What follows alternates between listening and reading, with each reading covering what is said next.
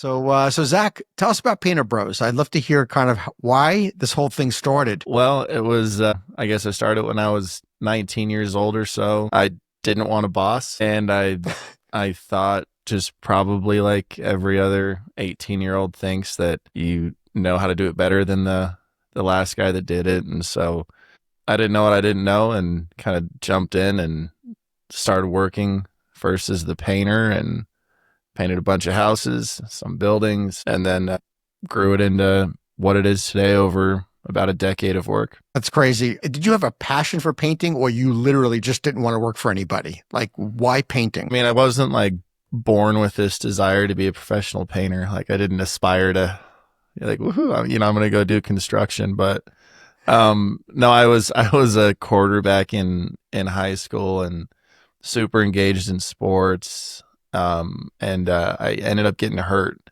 my senior year, and I had some scholarship opportunities that went away. I had to have surgery, and I kind of made a choice. I scribbled down some math on a piece of paper one day and thought, what if I bet on myself instead of go to college and maybe ride the pine for 3 years while I recover.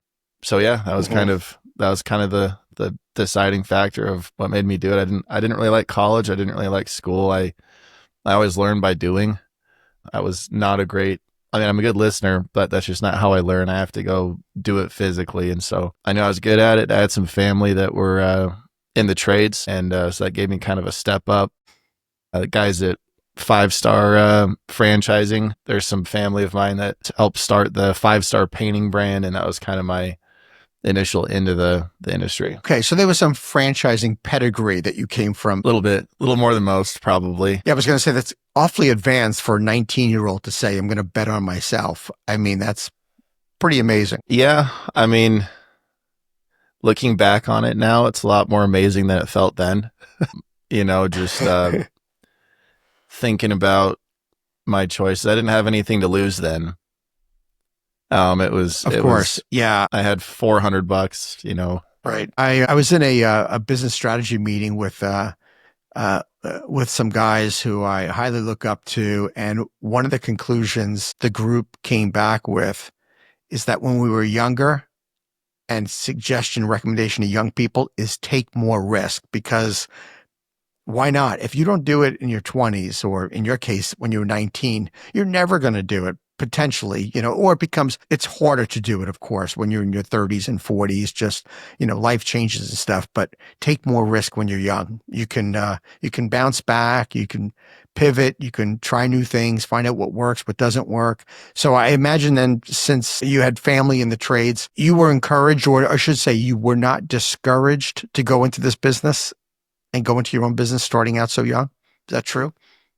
Yeah. I mean, I think that was a big part of it when I was a kid. So I graduated high school in 2012. And so I was in high school 2008 to 2012. And if you can imagine trying to get a job from 2008 to 2012 while we were in this big downturn recession, it was impossible. And I was smart enough, I was capable enough, but I couldn't get a job to save my life. So the way I earned money growing up was I would go knock on doors and ask people if I could mow their lawns, clean their pools, and I get a little book of business going. So my mom, my dad, my family, they're all entrepreneurs at heart. They all own their own businesses, own practices. Franchising, having an in with franchising helped do that part. But I think fundamentally, I was very fortunate to be surrounded by a lot of free thinkers. Well, before we get to the 40 franchise locations in 25 states, I want to stick with this journey of yours starting out. So what was life like when you first started this business? I have a lot of aspiring and emerging founders that watch and listen to the show. So I'd love for you to kind of take us back to your, humble beginnings on what life was like, and why do you think it worked? I think it worked because I made it work. And I think that's the choice that every entrepreneur is faced with. Like when you're building a business, it's very rare that your plan goes exactly as planned. And so every time you have to pivot, some people think of that pivoting moment as failure. I failed at my plan. Am I going to quit, or am I going to move on? And I think that fundamentally, if you digest it and set the right expectation, knowing that You're going to have to pivot. You're going to have to adjust. You're going to have to change. You're never failing. You're just learning and growing.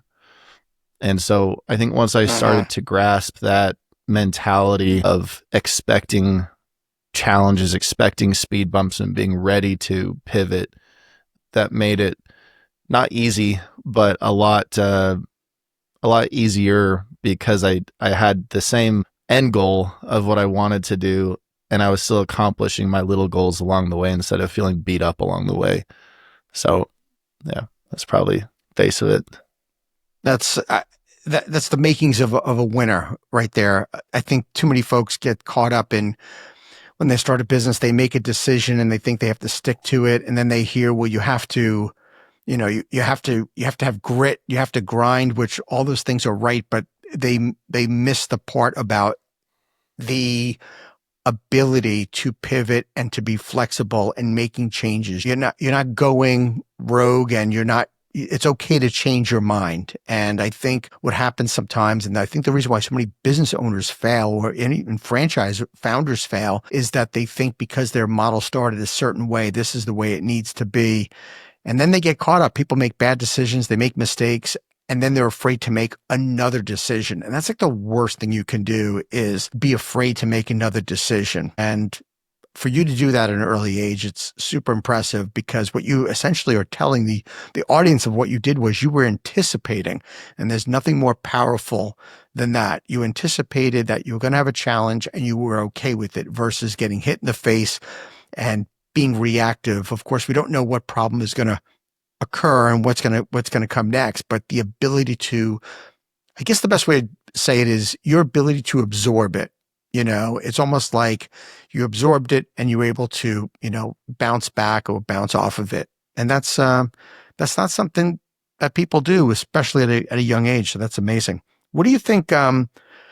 What do you think was a special moment for you as a young business owner, that you had this, maybe was it a moment in time or a certain book of business where you realized that you were really onto something with great potential? Yeah, I guess when I would try and explain what I was doing to people and they didn't get it the first 2 times or even 3 times I tried to explain it to them, I realized I'd created something that couldn't be fathomed without a lot of education explaining, and which means it's not easily accessible or understandable to someone who's trying to get involved in business. So if that makes sense, it's kind of like I climbed enough rungs on the ladder to create distance from entry-level business.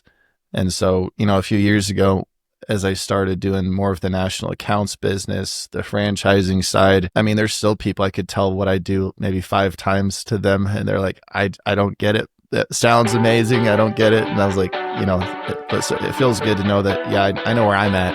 And I can help people get there. Thank you for tuning into the Emerging Franchise Brands podcast.